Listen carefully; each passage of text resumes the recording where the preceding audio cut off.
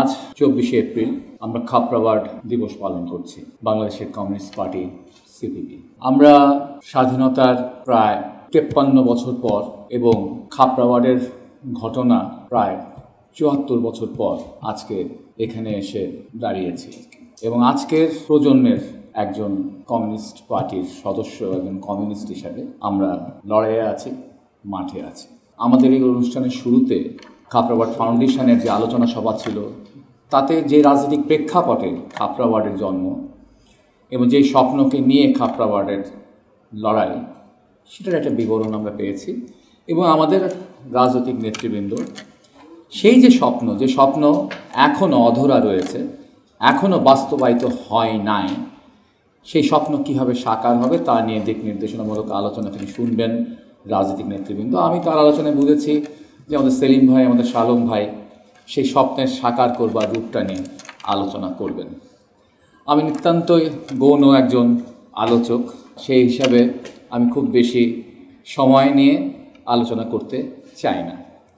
তবে আমি এখানে অল্প কিছু হলো আমাদের ছাত্র কমরেডরা রয়েছেন যারা জীবন শুরু করেছেন, যাদের জীবনকে এখনও অনেক সাজাবার সুযোগ রয়েছে। এখানে আমরা অনেক রয়েছি যাদের চুল কাঁচা পাকা হয়ে গেছে, যাদের চুল পুরোটাই পেকে গেছে, কিন্তু যাদের চুল এখনও পুরোপুরি কালো রয়েছে। তারাই মনে হয় আমাদের আসল অডিয়েন্স, আসল লক্ষ্য হওয়া উচিত এই আলোচনায়, যারা যাদের জীবনকে গড়ে তুলতে পারবেন খাপড়াওয়ার্ডের বিপ্লবীদের যে লড়াই এবং সংগ্রাম এবং তাদের যে দৃঢ় চেতনা এবং তাদের যে শ্রেণী চেতনা তার আদলে। ঠিক যে সময় আজকে যে ক্রাইসিসের মধ্য দিয়ে আমরা বাংলাদেশের বামপন্থারা যাচ্ছি, তার মধ্যে অত্যন্ত গুরুত্বপূর্ণ একটা বিষয়, সেটা হচ্ছে প্রচণ্ড রকমের একটা আত্মকেন্দ্রিক মধ্যবিত্ত সমাজে আমাদের জন্ম এবং আমাদের যে জন্মের যে দোষ,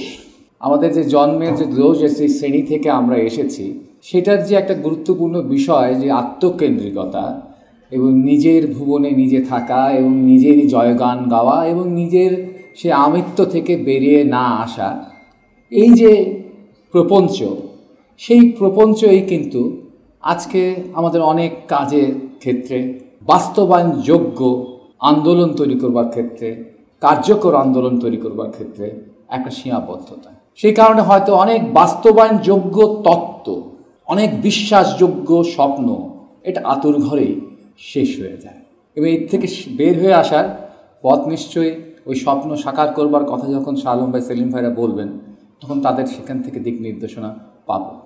তবে আমি এই ছোট জিনিসটা পাই, দেখেন আপনার জীবনের সবচেয়ে প্রিয় জিনিসটা কি, আপনার শ্রেষ্ঠ সম্পদটা কি? আপনার শ্রেষ্ঠ সম্পদটা হচ্ছে আপনার জীবন এবং সেই জীবনটা পার্টির সিদ্ধান্তে।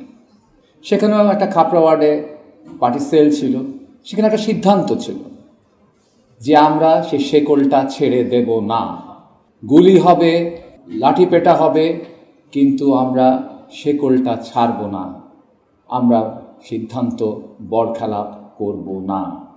এবং সেই সিদ্ধান্ত বরখেলাপ না করে পার্টির সে 7 শহীদ সহ যারা আহত হয়েছিলেন প্রত্যেকেই পার্টির সেই সিদ্ধান্তকেই মাথা পেতে নিয়ে সেটাকে বাস্তবায়ন করবার জন্য তাদের সবচেয়ে শ্রেষ্ঠ সম্পদকে উৎসর্গ করেছিলেন। তারা নিজস্বতাকে, তারা তাদের আমিত্বতাকে বিসর্জন দিতে পেরেছেন। আজকে আমরা অনেক সময় অনেক মুখে চমৎকার কথা বলবো, কিন্তু বাস্তব প্রায়োগিক ক্ষেত্রে আমরা আমাদের যে তাল গাছটা, সে সামান্য তাল গাছটাও ছাড়ব না এবং সেই ক্ষেত্রে নিজের আমিত্বতাকে, নিজের ব্যক্তিগত সত্তাকে সমষ্টির সত্তায়, সমষ্টির স্বপ্নের কাছে সমর্পণ আমাদের করা প্রয়োজন এবং সেই সমর্পণ কতটা শক্তিশালী সেটা আমরা খুঁজে পাই সেই খাপড়াওয়ার্ডের শহীদদের আত্মত্যাগের মধ্য দিয়ে।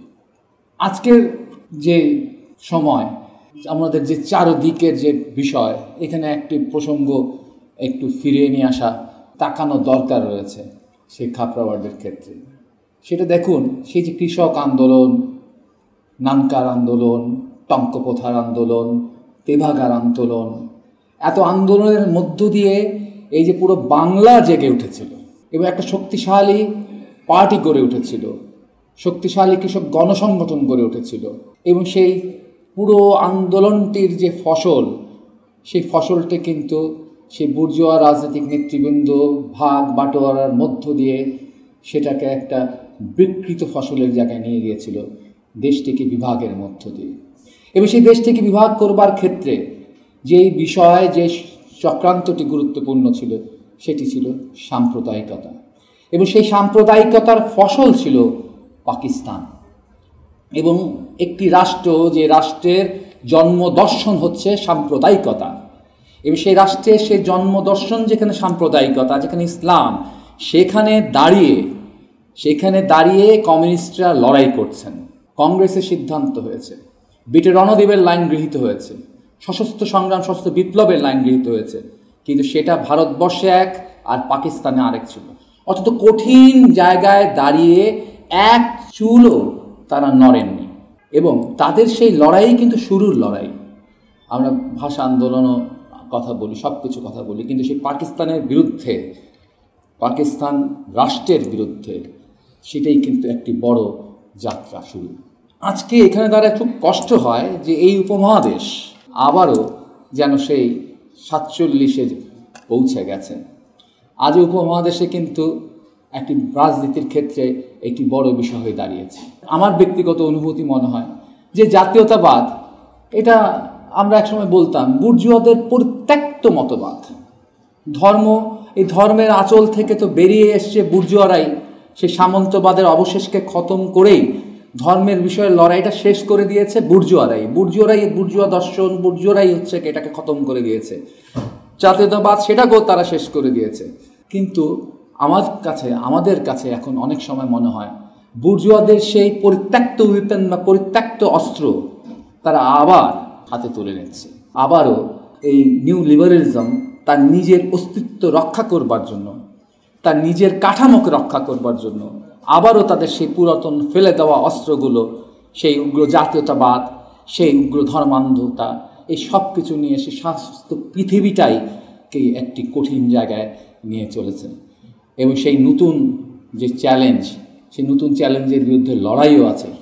সেই লড়াই নানা ফর্মে হচ্ছে, নানা ঘরনার হচ্ছে, কিন্তু তার মধ্যে একটা সাধারণ মিল রয়েছে। সেই সাধারণ মিলের ন্যূনতম কর্মসূচির ভিত্তিতে আমাদের একটা ঐক্যবদ্ধ জায়গায় যাওয়ার প্রয়োজন রয়েছে।